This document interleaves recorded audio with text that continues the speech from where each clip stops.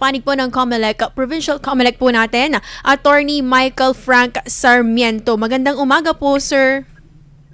Magandang umaga po sa mga masugid na taga-subaybay at tagapakinig ng IFM Dagupan.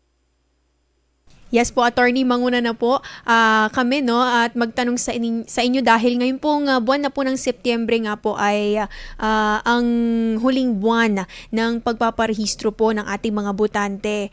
I-clear lang po natin sa kanila, wala na po bang deadline ito? Wala na po bang extension ito?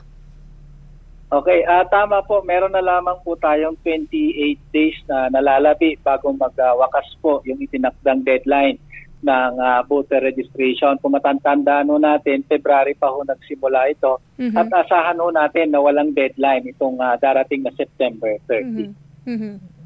Ngayong September po ba, Attorney Michael, ay magkakaroon po ba kayo ng parang extension po ng office hours? Halimbawa po, mga weekends para po magbigay daan sa voters registration? Actually, nakatakda po from Monday to Saturday, including holidays, yung ating registration. Tumatanggap po kami from 8 a.m. to 5 p.m. Lahat po ng magpaparehistro. Now, meron naman tayong mga rules pagdating ho sa huling araw ng pagpaparehistro. Halimbawa ho, 30 minutes po before 5 o'clock at mahaba pa po yung pila. We can extend beyond 5 p.m. Depende na lang ho doon sa mga pasok doon sa 30-meter radius na itinakda ng ating guidelines. Attorney, pa sa ating updated na detalye po dun sa inyong katatapos lang din po na wrap-up program po ninyo, no? Ilan po ba yung inyong mga naiparehistro po sa ilalim po ng program po na yon? Naku po, dito po sa lungsod ng Dagupan, wala ho tayong Register Anywhere project.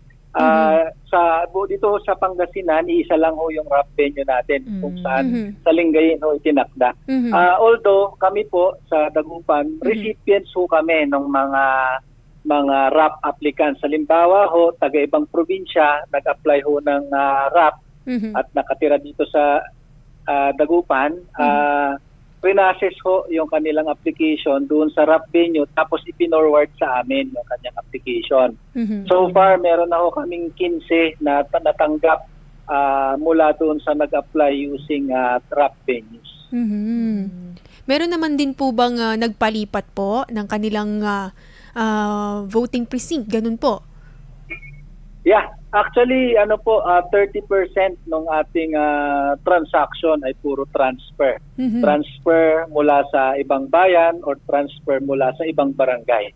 So 40% naman ng ating mga kabuuan ng transactions ay mga new registrant, ito po yung mga kabataan. And the remaining 30%, ito na po yung halo-halo, yung mga nagpa-reactivate, nagpalit po ng spelling ng pangalan, nag-change status. So as of July, ERB, meron na ho tayong 141,000 registered voters. Kung matatandaan ho natin, bago ho nagsimula yung registration, meron ho tayong tinanggal na 8,000. So, nabawi na ho natin yung 8,000 hanggang July. So, basically, in-expect natin na tatawid tayo sa 141,000 hanggang September 30. 145. Napakadami na nung naparegister ngayon na Attorney Michael. And at the same time din po, ano na po ba yung mga preparations po natin, mga paghahanda po natin para po sa magaganap po na 2025 election or 2025 election? Yeah. Actually, ito itong registration, pinag-aaralan ho natin na ilipat ho yung venue ng registration. So, meron ho kaming nakapanayam na isang mall dito sa lungsod ng Dagupan and so far okay naman. We will be needing the approval of the regional office para ho mailipat natin yung registration na venue kasi mas marami ho ang makikita pag inilipat ho natin sa isang mall dito sa lungsod ng Dagupan. And then based sa calendar of activities natin, immediately after the last day of registration, papasok na po yung period of filing of Certificate of Candidacy. By October 1 hanggang October 8, tayo po ay tatanggap na po ng mga magsusumite ng kanilang Certificate of Candidacy. So another preparation na ginagawa namin is This Friday naman, magkakaroon po tayo ng ballot box opening para ma-decongest naman po yung ating Office of the Treasurer at makita kung alin pa ho yung mga pwedeng gamitin na ballot box sa darating na 2025 national and local elections. Attorney Michael, so far po sa kasalukuyan, wala po bang aberya o di kaya mga dagupenyos po na nakaka-encounter ng ilang problema when it comes to voters registration po? Actually, very smooth po yung proseso ng pagpaparehistro natin. Napapansin natin na medyo dahan-dahan nang tumataas yung turnout natin. Actually, nung mga June, July, nag-average na lang tayo ng 40 registrants in a day. Pero pagpatakbo ng August, and asahan pa natin na tataas ito from 80 to 100. So in-expect nyo na din po, Attorney Michael, no, na mga ilang araw bago ang deadline, for sure, ay dadagsa po itong mga nais pa pong magpa-register. Yeah, beso sa karanasan natin sa COMELEC, talaga namang nagdadagsaan ulit sila sa huling linggo, lalo na sa huling araw ng pagpaparehistro.